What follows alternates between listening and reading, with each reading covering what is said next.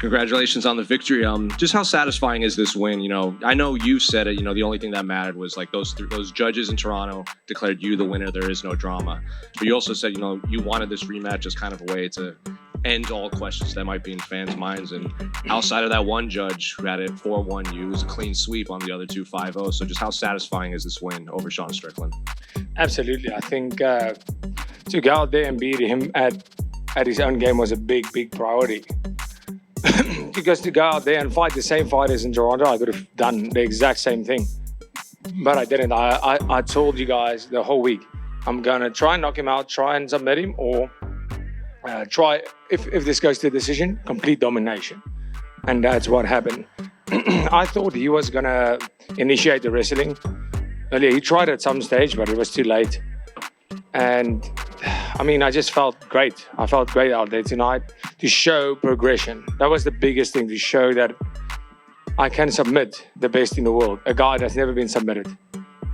I can go out there and knock people out, and I can go out there and outpoint a guy that outpoints anybody and do it over 5 rounds. That was a big win for me tonight, and it was a big performance. To stay calm. You know, when I got his nose, I didn't stay that calm, but that was just me smelling blood.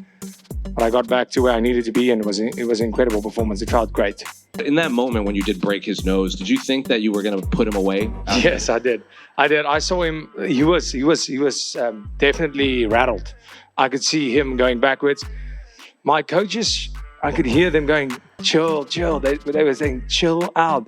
And I went, here we go. And I honestly thought he was gonna. But just shows you the caliber of fighter, the caliber of heart.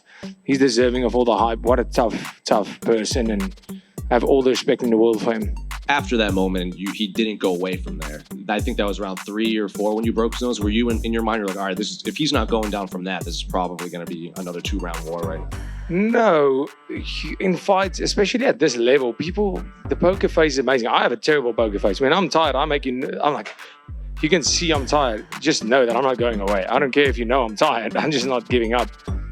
People have the poker face, and people don't just give up.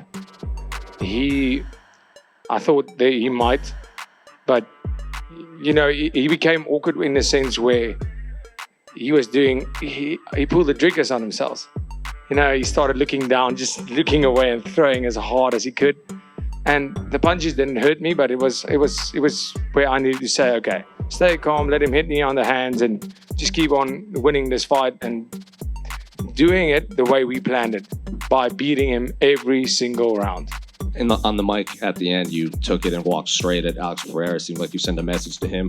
There was something online that he challenged you to come up to 205, and you said, deal. Is that true? What happened backstage? Yeah. He came up and he said, did you challenge me? And I was like, I did the whole show. I did the whole movie scene and everything. And you're like, did you challenge me? That's kind of, that's anticlimactic, but sure, yes. And I said, yeah, I did challenge you, but I did, you know, I have the world's respect for Alex Pereira. I think he is the pound-for-pound best fighter in the world. I have the most respect for him, what he's done in a short period of time in the UFC, to come from another sport, what he's done there. But yes, I want to share the octagon with that man. I want to be a guy. I've beaten Adesanya. Who's beaten him? I know I can beat him. And at 205, 100%.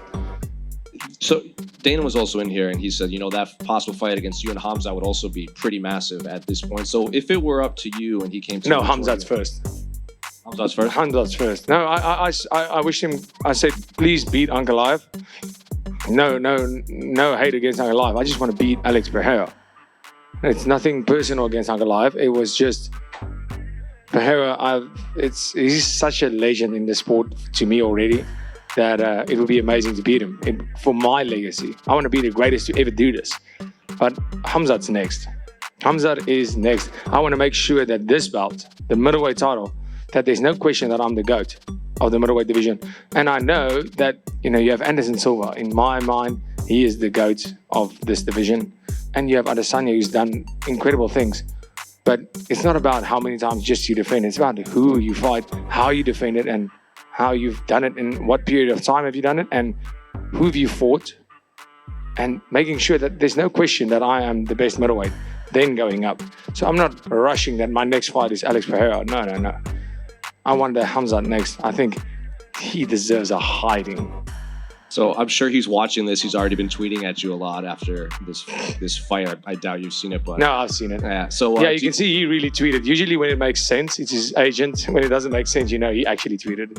If you look at the top 5, how that's changed, it gets me as a champion excited. I mean, I thought the change to light heavyweight is going to be a lot quicker, but now the whole top 5 has been almost thrown on his head. If you look at a guy like Izzy and Rob, who's been running that division for how many years? Now they are 4 and 5. You have me, Strickland, Khamzat. I don't know if is he even in the top 5. It's really irrelevant. You know, they want to give him a shot. You have Kyle and you have Imamov. What a performance by Imamov. I think you make the Kyle and Imamov fight. I think that's the next fight for the title after the fight with Khamzat. I'm very interested to know what you think about, you know, where Sean Strickland is going to be going next. I don't know if you like matchmaking, but do you think there could be a good fight for him to maybe potentially work his way back up? Or what do you think's next for him? Apologies for the topic. That's a very interesting... I know what's going to happen next. I can almost guarantee you what's happening next. Is there any bet that he's fighting Adesanya next? Yeah, I just thought of that, yeah. Imamov, no ways. He's already shown that he beats that style every time. Yeah. Hey? Ooh, Rob. Oh. But he did say Dricus beat Rob and Rob only has a blitz. But that's only like that'll be like, nah. I think the Adesanya rematch will be amazing. Yeah, that's what's gonna happen. Yeah, there's gonna be a fight night main event. I know it. On Nasruddin Imavov as well, he's in an interesting position where some have said he's done enough to potentially get a title shot, but you've mentioned that Khamzat is next. Do you think he needs one more win to be in that conversation? It doesn't matter what I think. We all know what's going to happen. Like, what do you think makes more money? Me and Khamzat or me and Imamov? Yeah. Sean Strickland beats Imamov every time.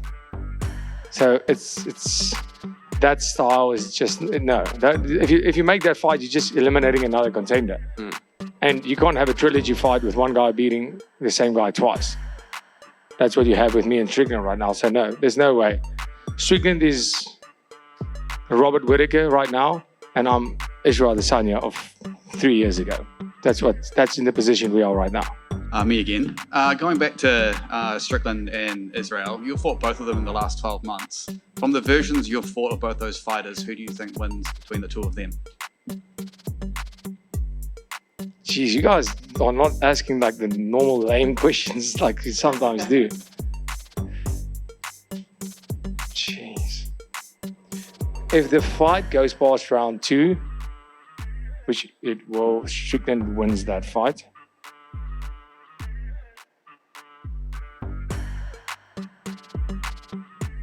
Strickland wins that fight.